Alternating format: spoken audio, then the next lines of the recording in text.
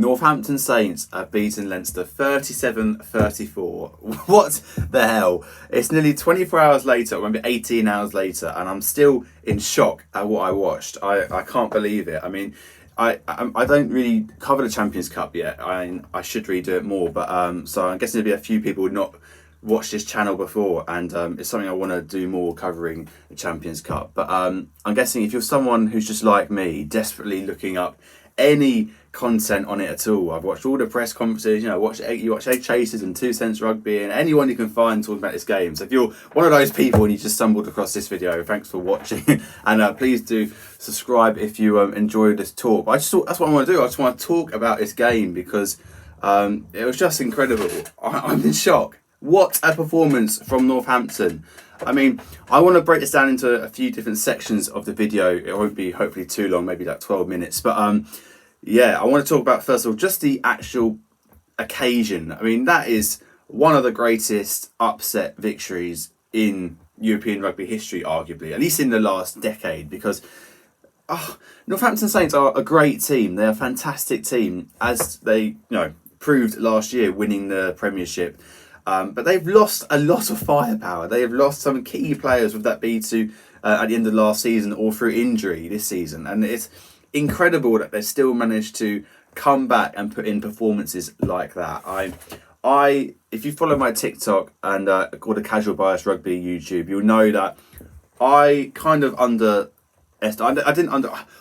didn't give them the credit and chance they thought. I kind of wrote them off way too early because I just thought they wouldn't be able to match Leinster's firepower. But oh my God, every single player in that squad, all 23, just stood up and had the game of their lives nearly. It was fantastic, absolutely fantastic. But again, for Rugby First, Rugby needed that. Rugby needed that win for Northampton, or at least a close game against Leinster, because the last two games, it's like 114-0 combined between Harlequins and Glasgow playing Leinster, and they needed to be properly tested. And the fact they lost is just an even better cherry on the cake. But that was it. And also English rugby needed that. The Premiership needed to show that it can still compete with these teams, and it can. Of course, it can. Anyone saying it can't is just doesn't understand rugby. But it's no doubt that they're struggling more because of the firepower the top French teams and Leinster have. And again, that's what I go about, firepower and just pure strength and intensity. Henry Pollock at full time saying that's the toughest game of his life, and you could believe it. But some of the the 23 players Leinster had were just the names, the experience. I can't believe they won. I'm just rambling here talking about how I can't believe it. Let's get into the game itself. Some key players. I didn't want to talk about it so early, but we have to talk about Henry Pollock. Like he's got to go to the Lions for me. He has to go. I mean, this is the last test. People could still say you've done it in the Premiership, but you say the Premiership hasn't got the best teams in Europe. You've done it against Wales and Six Nations, they're still not doing it. You've done it in a few Champions Cup games, but not against the best. They cannot say that anymore. He has just turned up against the best club team in the world, in my opinion, right now. Maybe Toulouse when fully fit, but Leinster were the favourites for me. He's turned up away in Dublin, and he was man of the match for me. He was absolutely incredible. I think he was highest tackler, 23 tackles. But yes, he scored a flashy try and ran around Prendergast, and we'll get into that in a bit. But what was really impressive about Henry Pollock is, first of all, his ability to deal with physicality as a younger player. But people can have physicality. What he's great at, and what he doesn't get the credit for, is he is a nuisance at every single breakdown. He is there with his hands over the ball, and it doesn't matter if he doesn't get the turnover. It's the fact that he was slowing down that Leinster ball so much. He would just be asking the ref, and even if he knows he can't technically pick it up, he's just there to delay things and give Northampton Saints the sort of defensive line an extra couple of seconds to set, players to, show their luck, know who they're going to tackle, close their gaps, all that sort of thing. And yeah, he was everywhere. He was absolutely everywhere. He is a phenomenal talent. We don't want to hype him up too much, but you can't not hype him up when he's putting in performances like that. He's just kind of outshadowed Caelan Doris and Josh van der Fleer, two of my favourite Irish players. They're brilliant players. They'll both go on the Lions, but hopefully as well with Pollock. I mean, they definitely go on the Lions, but hopefully Pollock goes with them as well. Hopefully they're teammates this summer. I don't want to see Pollock on the England. Well, of course, I do want to see him on the England tour if he doesn't get picked, but he deserves to go to the Lions. Anyway, I'm rambling on about Pollock. Other players. Tommy Freeman got a hat-trick. Wonderful hat-trick. He's a fantastic player, of course. But yeah, Finn Smith did some really nice touches. Alex Mitchell really ran the show. He kind of beat Gibson Park, I thought, which I didn't really expect. And again, that's going to be an interesting one for the Lions battle. James Ram played really well, but we've got to talk about... Well, actually, I'll quickly say Dingwall and Hutchinson as well at the centres. Really underrated. Going against, obviously, Henshaw and Ringrose and Geordie Barrett later on. They are so underrated. I think Dingwall is finally getting his sort of recognition for what he does, but both him and Hutchinson were incredible. But we've got to talk about the Northampton forwards. Eogan... Langdon is always great, but Eogan really stepped up. He's been great this year for Northampton, but this is a different kettle of fish playing Leinster. Trevor Davison as well, really good. Maya Vanua, but Kemeny, and he got a yellow card later on, but he was awesome. Augustus. But I want to talk about Alex Coles because he is, for me, this season. I know he won the Premiership last season alongside Alex Moon, but he is really maturing this season as a player. I just feel like he's making more ball carries, becoming a key ball carrier, and even like a line breaker for Northampton. And yeah, he's just turning into a classy player. You really notice his presence more than you did perhaps last year. Maybe that's because he's had to step up more. I mean, I've heard Phil Dowson talking after the game about Alex Coles becoming sort of more of a leader in that group. He's only 25 years old. Locks can usually go till mid-30s at the top level. So he's got nearly a decade still in him. Really exciting stuff for England if he can replicate those performances and get even better. Because he's a very, very different player to the likes of George Martin, Ollie Chesham, who just... They're really good at ball carrying as well, but they're really great at sort of throwing their body around, making those big hits, clearing out rucks. And Alex Coles is a bit more of a technical player, which is exciting for England. Because Itoji's world class, but he's not going to be around forever. But yeah, Alex Coles was great. And then all the subs that came on, like Scott Youngs, Miller Mills, just all of them. Lockett, they were fantastic dealing with the heavy bulk Leinster had. And lots of high-profile Leinster names really didn't show up. I thought Doris and Van der Fleer did quite well, but Sneijman, really quiet, really quiet. His offload game, probably tried a bit too much, sometimes forced it when it wasn't on. What else? McCarthy was quite quiet, I thought. Tyke Furlong and Porter, and Keane Healy came off quite early, so Porter and Furlong was the majority of it. They weren't really showing up. Dan Sheehan was very, very quiet, didn't score a try, didn't score a hat-trick, which is incredible. James Lowe had a quieter game that I still thought went under the radar playing quite well. But yeah, just crazy. Should we get into another talking point which people go on about and talk about Sam Prendergast? Because again, if you watch the Casual Bias Rugby YouTube or any of my TikTok, please check both of them out if you want, especially Casual Bias Rugby. I love doing the videos with him and the other guys on there. But I've kind of been one of the main critics of Sam Prendergast, obviously going up against Finn Smith. I don't want to go in too hard on him. He's getting a lot of stick right now. I'm going to try and go against the crowd. He's a fantastic player, and I really do believe he'll go to the top and become a world-class player, but he's not quite there yet, and he was clearly defensively exposed quite heavily today. Whenever Northampton realised he was the defender, they kind of really went for it, and they got 2 or 3 tries on that alone. So yeah, he's got to get better at defence. It's why I really like Finn Smith and kind of prefer him over Marcus Smith. I'm saying it right now because he's a great tackler, Finn Smith, and Prendergast has got to get that into his sort of, quiver, his arrow into his quiver. Is that the right phrase? I don't know. But he's going to get a lot of stick for today. But he's only young. Sam Prendergast is 22 years old or something. So he'll come back stronger. But for me, he's not a Lions player. I do not want to see him go on the Lions tour. There are better 10s than him. And yeah, as I said, I don't want to be hard on him, but if he goes to the Lions tour, it's a joke. Anyway, moving on. I don't know what else to say. This is so unstructured. I just wanted to talk because I'm 18 hours later, and all I'm thinking about is that game. What a win for Northampton. We've got Bordeaux versus Toulouse later today, so that's very exciting. Anything else? I think we need to talk about Leinster not winning because why are they not winning? Is it because they're resting their players once again for like the fourth year in a row? They're resting their players the week before a big game.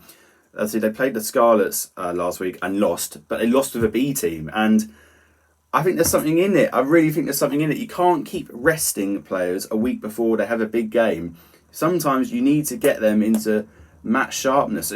It's all good running the drills in training, running the players in the shapes you want them to, clearing out rucks and ball presenting how you want, obviously set piece practice, line-outs and scrums.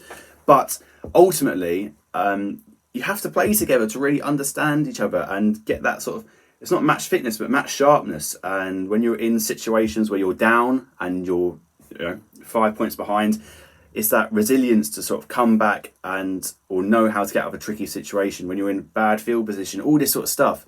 That's what Leinster aren't really getting experienced with as a group. And I think Fraser Dingwall put it together really well after the game. He said, what a tight-knit bunch this Northampton Saints team are, like losing to the semi-final against Leinster last season helped them win the Premiership, he was saying, helped them in this occasion as well. But they were willing to sort of die for each other. They're such a close group of players, closer than any other team, he reckons. And you see that because they're playing together. They played their strongest team against Bristol last week, and they were great. And you see that they came into the game the quicker team. They looked the more connected team tactically. Just sort of the chemistry they had. And Leinster have all the talent, but if you don't have that sort of match sharpness and you know what every other player is doing around you, then ultimately in the big moments, in the tight games, you lose games. And it's happened to them in multiple finals and now in the semi-final this year. So I think Leo Cullen has got that very wrong, and it'll be interesting to see if he remains as Leinster coach next year. He'll get the last month or so to see out the URC.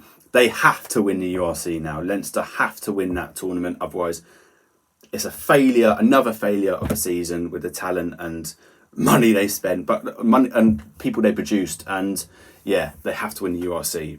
Otherwise, I would probably think about getting rid of Cullen. I thought he should have stayed on the last couple of years, but this is another level now. You can't miss out again.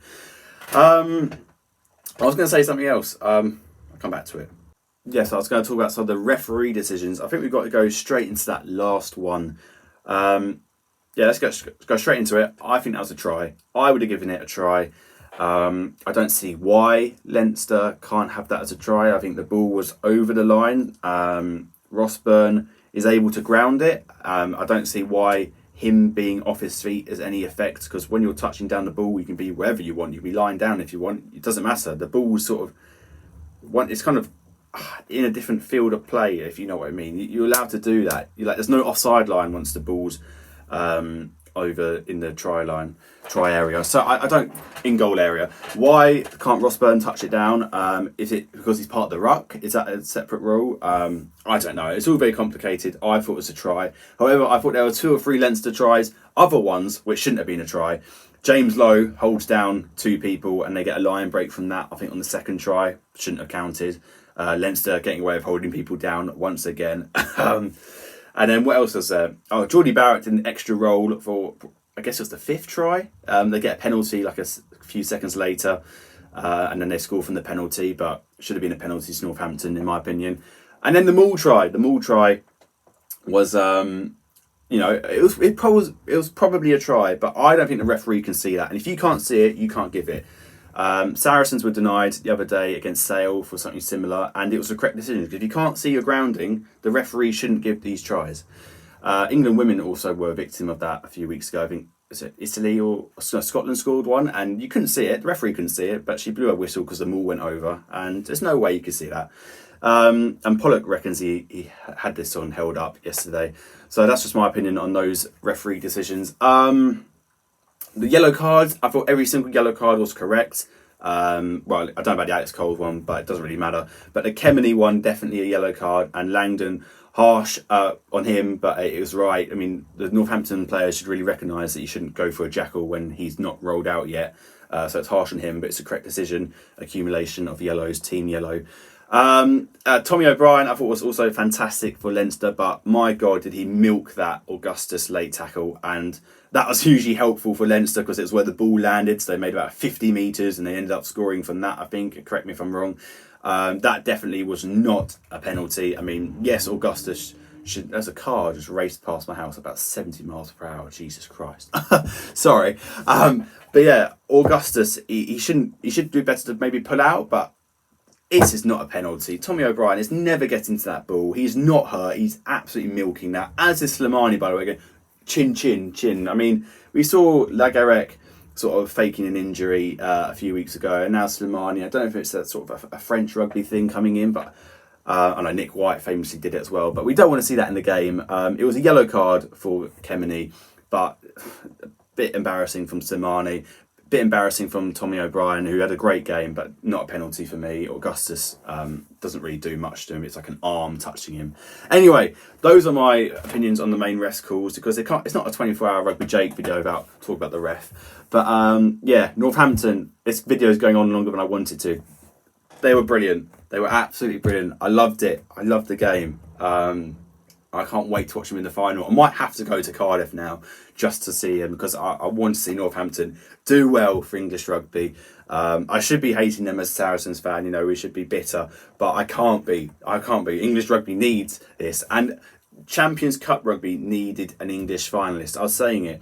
I'll say it to myself. I haven't said it on camera really, but it needs an English finalist. You need English teams to turn up, because if English teams fall away, you're going to lose a huge load of viewership and sort of potential commercial things and just growing the game. So this is fantastic for European rugby. Leinster, I feel bad for the fans because that team should be doing better, and a lot of them have been very, very gracious in defeat, admitting Northampton were the better team and deserved it, which they were. So, but yeah, what a game. This sport is just so good. Club rugby, I love it. That was arguably better than some of the Six Nations, most of the Six Nations games. I'm sorry, I'm going on. Please do like this, subscribe if you got this far for this absolutely rambly video, but I just wanted to talk about it. Please do it in the comments, your opinions on stuff, because I want to talk about this game with other people. Yeah, Northampton, the Saints go marching on to the final. Will they play Bordeaux or Toulouse? I don't know, but they'll be up for whoever it is. They'll have real belief they can win this now. And now I have some belief. Oh my God, what a game. What a occasion. Thank you for watching. Hopefully I'll see you in the next one.